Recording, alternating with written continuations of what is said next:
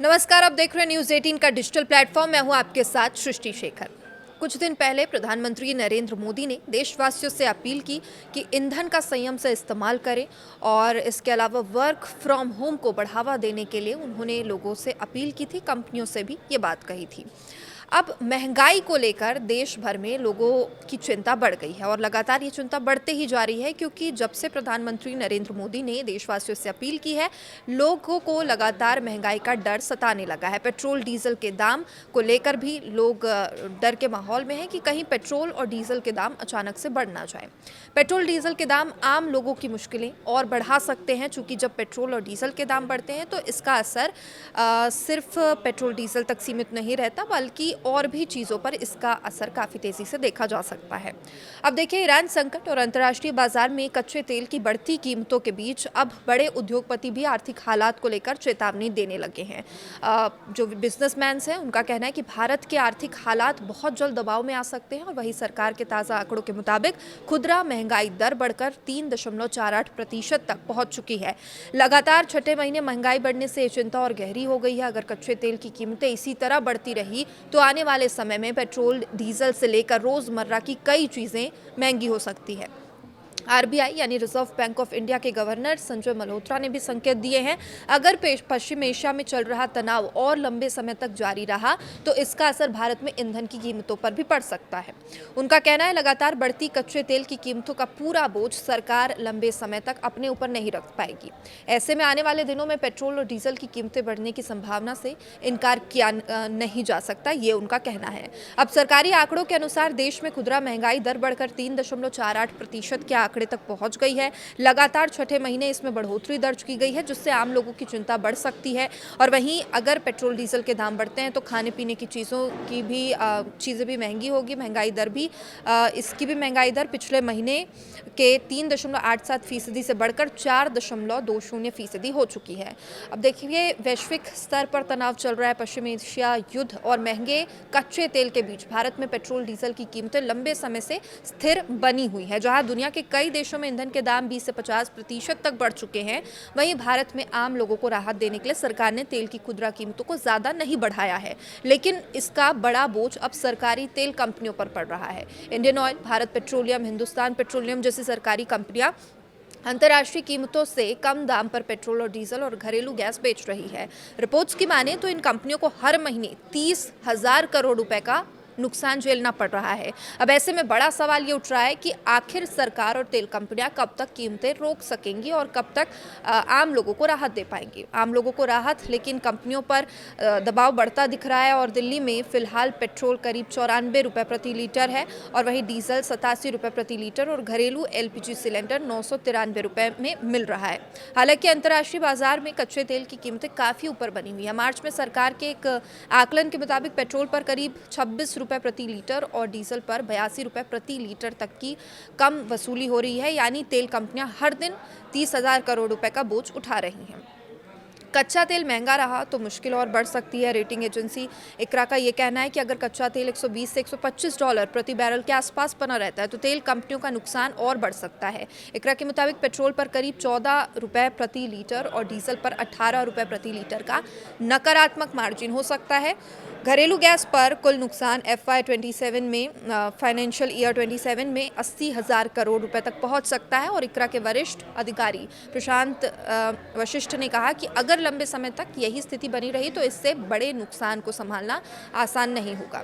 तो देखिए, 70 दिन से लगातार दबाव में कंपनियां चल रही है। Great Lakes Institute of Management के अर्थशास्त्री के मुताबिक तेल कंपनियां पिछले 70 दिन से कम वसूली कर रही हैं, जिनकी वजह से उन्हें भारी घाटा झेलना पड़ रहा है। उन्होंने कहा 10 हफ्तों में कंपनियों पर 1 लाख करोड़ रुपए से ज्यादा का दबाव बन चुका है और उनके मुताबिक अब कंपनियों को ज्यादा कर्ज लेना पड़ सकता है। कई बड़े प्रोजेक्ट्स को टालना पड़ सकता है।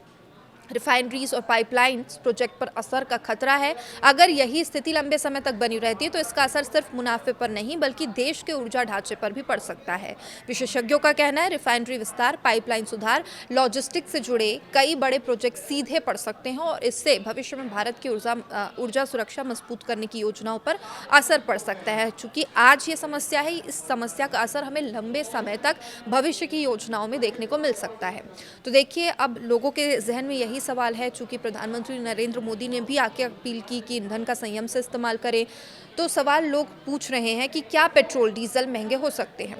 तो जो अर्थशास्त्री है, इकोनॉमिस्ट है, उनका कहना है आने वाले समय में सरकार को पेट्रोल डीजल के दाम बढ़ाने पर मजबूर होना पड़ेगा। बैंक ऑफ बड़ौदा के जो मुख्य अर्थशास्त्री हैं, उन्होंने कहा कि कीमतें बढ़ाने का फैसला कभी भी लिया जा सकता है।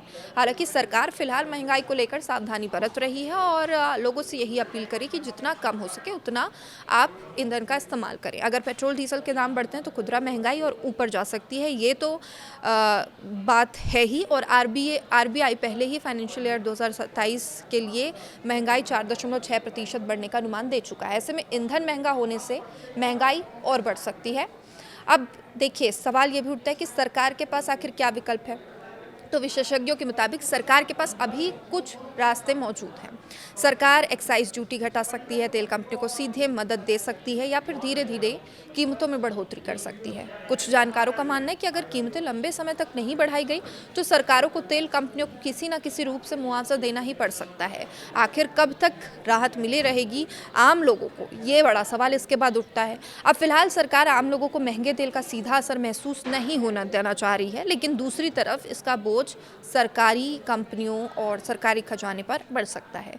सरकार पहले ही चालू खाते के घाटे को संभालने के लिए सोने पर इंपोर्ट ड्यूटी बढ़ा चुकी है और पीएम ने अपील भी की थी कि हो सके तो 1 साल आप सोना मत खरीदिए, चूँकि सोना बड़ी मात्रा में भारत आयात होता है। तो अब सबकी नज़र इस बात पर टिकी है कि बाहर से जो सोना आयात होता है उस पर लगातार कंट्रोल करने की कोशिश की जा रही है। और अब सबकी नज़र इस बात पर है कि अगर कच्चा तेल लंबे समय तक महंगा बना रहा तो क्या आने वाले महीनों में पेट्रोल, डीजल और गैस के दाम बढ़ाना सरकार की मजबूरी हो जाएंगे। जब पेट्रोल और डीजल के दाम बढ़ते हैं तो महंगाई सीधे तौर पर बहुत तेज़ी से बढ़ती है। इसे अर्थशास्त्र में नॉक ऑन इफेक्ट, मतलब डोमिनो इफेक्ट कहा जाता है, महंगाई बढ़ने के मुख्य कारण। और उसके अगर असर की बात करें तो सबसे पहला तो इसका असर होगा ट्रांसपोर्टेशन कॉस्ट में, यानी कि जो माल ढुलाई है वो महंगी हो जाएगी पेट्रोल डीजल के दाम बढ़ेंगे तो। भारत में लगभग 70% माल की सप्लाई ट्रकों और भारी वाहनों के ज़रिए ही होती है। अब डीजल महंगा होने से ट्रकों का किराया बढ़ जाएगा और तुरंत इस पर असर देखने को मिलेगा। कंपनियों की लॉजिस्टिक लागत बढ़ सकती है, जिसका बोझ ग्राहकों पर डाला जा सकता है। अब एक और सवाल है खाने पीने की चीज़ें, जो तो खरीदना रोज़ की ही बात है। फल, सब्जियां, दूध, अनाज जैसी चीज़ें रोज़ खेतों से शहरों तक ट्रांसपोर्ट की जाती है। ढुलाई खर्च बढ़ने से आपकी रसोई का बजट सबसे पहले बिगड़ता है। और खेती में इस्तेमाल होने वाले ट्रैक्टर और पानी के पंप डीजल से चलते हैं, जिससे फसल उगाने की लागत भी बढ़ जाती है। अब देखिए, फैक्ट्रियों में मशीनों, जनरेटर्स, पैकेजिंग के लिए कच्चे तेल से बने उत्पादों का भी इस्तेमाल होता है। उत्पादन लागत बढ़ने से साबुन, तेल, कपड़े, इलेक्ट्रॉनिक्स जैसी रोज़मर्रा की चीज़ें महंगी हो जाएगी। सफ़र और डिलीवरी चार्ज भी बढ़ेगा।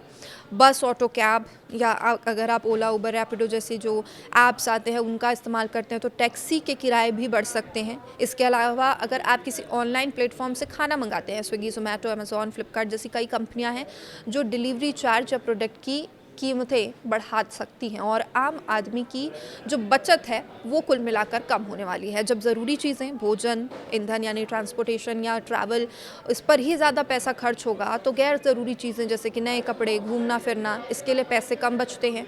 इससे बाज़ार में मांग कम होती है, आर्थिक रफ्तार धीमी पड़ सकती है। तो देखिए, अगर ओवरऑल समझे तो अगर पेट्रोल डीजल के दाम बढ़ते हैं तो कुल मिलाकर हर तरफ से जो आम आदमी है उसकी जेब पर मार पड़ने वाले हैं और उन्हें हर तरफ से, चाहे वो खाने की चीज़ हो, घूमने की चीज़ हो, ट्रांसपोर्टेशन हो, अगर आप यात्रा, किसी दूर यात्रा या मतलब घूमने का अगर प्लान बना रहे हैं, इन सब चीज़ों पर इसका असर पड़ सकता है। फिलहाल प्रधानमंत्री ने भी अपील की है लोगों से कि ईंधन का संयम से इस्तेमाल करें, जितना कम हो सके इस साल एटलीस्ट आप सोना ना खरीदें।